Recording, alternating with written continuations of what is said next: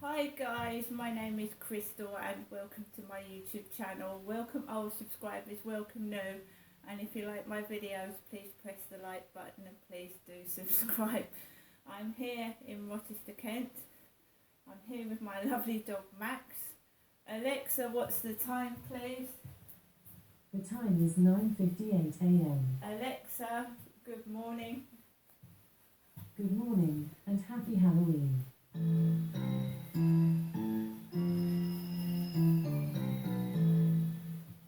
If you dare, why not ask me to scare you? Alexa, please scare me. Sorry, I'm not sure. Alexa, scare me. Ring the roses. A pocket full of posies. A tissue. Completely.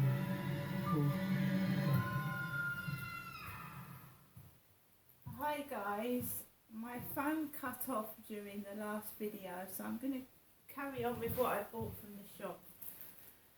So I got some fair trade bananas, a tuna with mayonnaise on white bread sandwich, eggs and mustard mayo, and for the meal deal drink, because that's a meal deal, sandwich, snack, and the drink is an innocent bolt from the blue drink with guava, lime, apple, coconut water, blue spirulina and vitamins, and apparently it helps give you some oomph. We've got some Fairy Platinum Quick Wash Liquid. We've got from Febreze Air Mist Heavy Duty up to 2 times odour fighting ingredients, crisp clean scent. I've got pets, so that helps with those. We've got some Ovaltine Nutritiously Delicious Original Light, and you add water Ovaltine. My coffee was the reason I went out to the co-op because I didn't have any left. Cappuccino and caramel latte. I do like my jelly babies, so we've got jelly babies. We've got Pringles sour cream and onion. We've got Impulse Teas, True Fragrance, and we've got some Airwaves chewing gum. Right, we've got the newspaper, which is Halloween, 31st of October, Tuesday. After 16 years, Maddie cops finally say sorry to Kate and Jerry. Portuguese police have finally apologised to Madeleine McCann's parents 16 years after she went missing.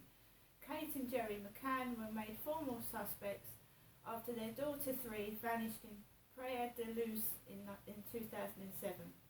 Officers have now flown from Lisbon to London to say sorry for how the family were treated and how the case was handled. Right? So that's the newspaper this morning, and I obviously got 2 yuzu drinks, banana and strawberry, because I like my yuzu drinks. I've always got those. And they're always in and out of stock, the yuzu drinks. We've also got some scratch cards this morning. So I paid my shopping bill with the scratch cards. So that came to £21. So I paid all that with the scratch cards. And then with the scratch cards, I got more scratch cards. So we've got 5 scratch cards, 9 top prizes of £250,000. And we've got a 1 million Dice Towers £5 scratch card. So I hope I have a bit of luck for Halloween.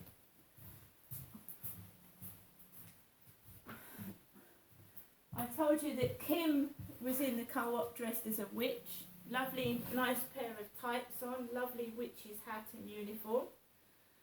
I came back, I made myself a cup of coffee, and then I prepared to take Max out for a walk.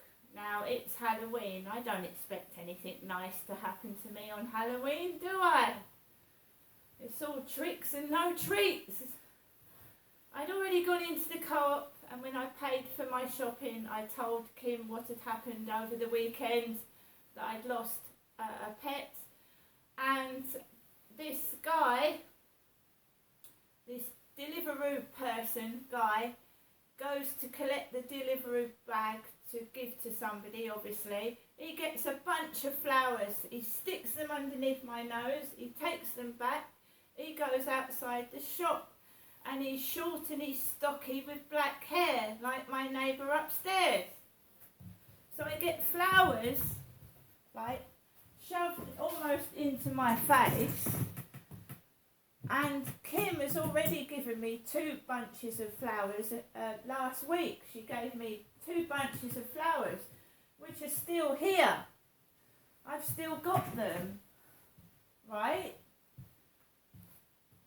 So after I tell Kim that I've lost my pet, she says, I'll write cat on my arm. Cat. Not dog, cat. So she's going to look out for a kitten or a cat for me. Right?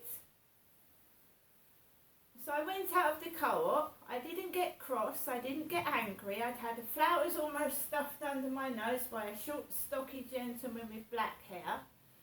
Came home. Then I had coffee, and then I've got to take Max out for a walk. And I'm not doing videos outside because some people don't seem to understand that my camera doesn't work outside. The video is not working outside. So whatever they do, I can't tape. So they're getting away with doing things that are dangerous. And they're, you know, but it's okay. Because Isabel said, ring 999. If a bloke touches me, comes too close, I'll ring the police. Right? So I went outside. I didn't put my wellies on. I just put my ordinary trainers on because I stupidly thought that the grass would be dry, but it was soaking wet and muddy.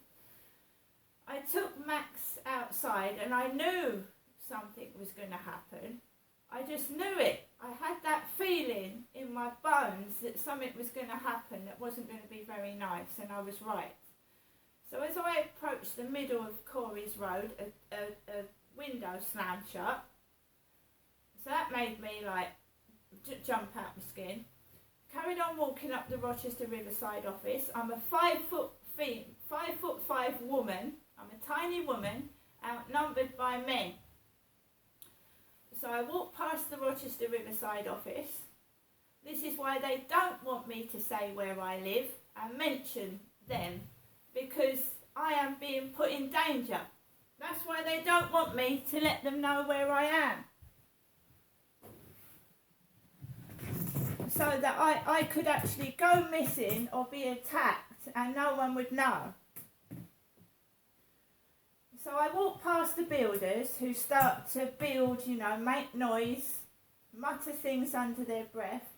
I walk up the path and I'm talking to someone on the phone. And that is my business, right? That's my business. I've got every right to speak to someone. So I walk around the field and I notice that the grass has been cut. The grass has been cut in the bloody rain. In the rain, they haven't cut it all summer when it was dry. So we've got men on the field cutting the grass, sat on lawn mowing machines, and they were talking to each other at the bottom of the path. They were talking to each other and they weren't moving. So as I was walking down the bottom of the path, there was no other dog walkers on the field, no one at all, just me. They started to move as I was walking Max past them. And there was this young chap with black hair and a beard, sitting on a lawnmower, smiling. He put his noise protectors on his ears, looked at me, smiled, and started driving towards me and Max with the lawnmower. Now I was talking to someone on the phone and they heard it and they asked me if I was all right. So I was talking to someone on the phone. The bloke takes his earmuffs off and he talks to me and says, "Is there anything wrong?" I said, "No." I said, "Is there anything wrong with you?" And he starts laughing at me. He's got a big pointed nose, like a witch's nose. It's long and pointed. And he says, "Is there anything wrong, love?" And I said, "Don't speak to me like that. I don't know you. Is there anything wrong, love?" He's driving a bloody tractor-like type vehicle towards me and the dog. He doesn't let us walk past like a gentleman. He drives the bloody machine at me and my dog. Drives it towards me and starts laughing, which is provoking, isn't it?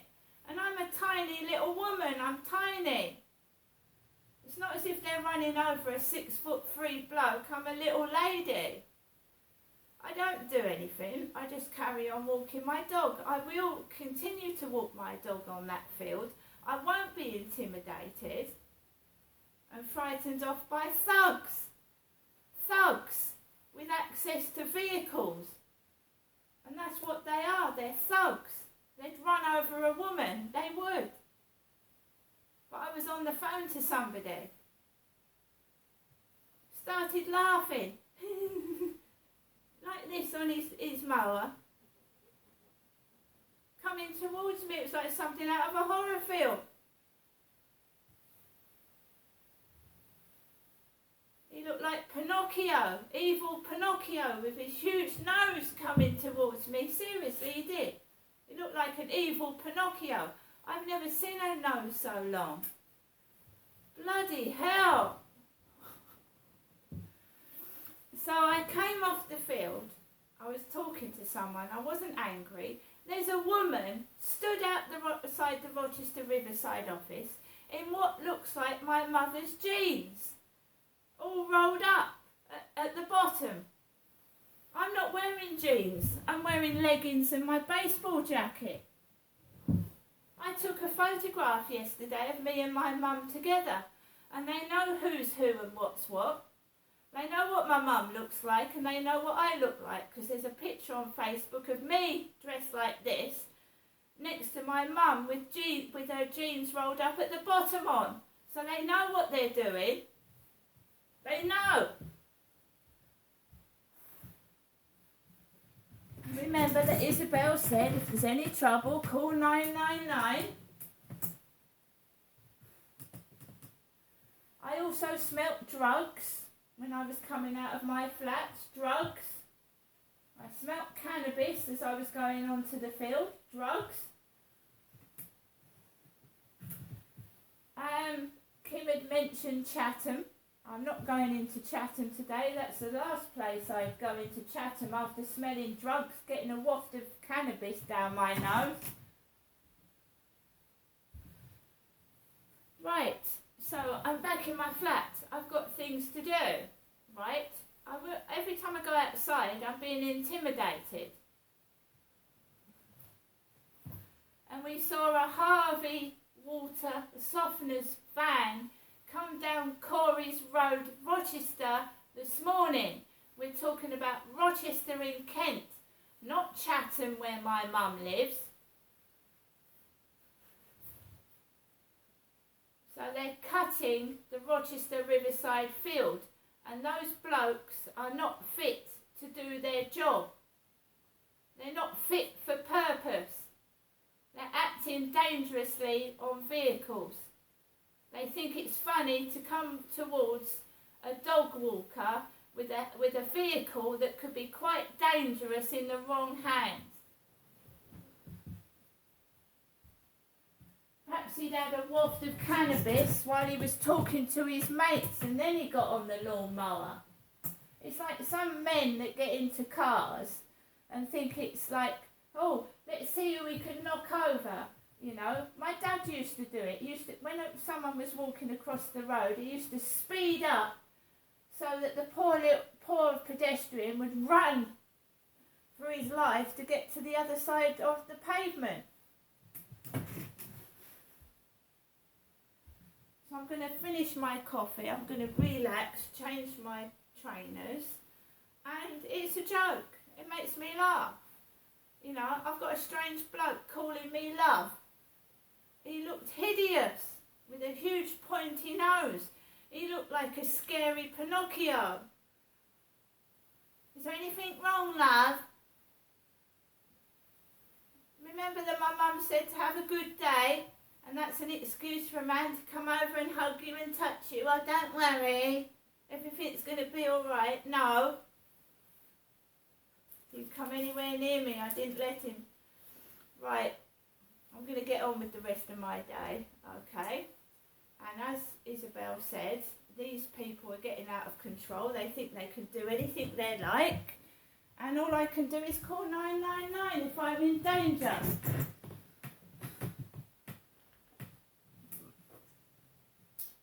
So the trolls are going to have a lovely field day with this video, aren't they? They're taking advantage of the fact that I can't go outside with my camera and take them doing reckless things. And even when I did take them doing reckless things, nobody gives a fuck anyway. They don't do anything, they let them do it. I don't want to meet a man on a lawnmower, and my mum was acting really strange yesterday with her mouth wide open, lying down on the sofa. I don't resort to drink, she said. I don't resort to drugs, and I certainly don't resort to sex. That's what she said to me yesterday. I've smelt drugs, smelt them around Rochester. Right, we'll see what happens next, shall we? If I have to, I will defend myself. I came back into the flats. The male cleaner and the blonde cleaner were mopping the floor. They were absolutely polite and nice to me, and they told me to get in contact with Amanda Sparrowhawk, who is in charge of this block of flats in Hyde Housing.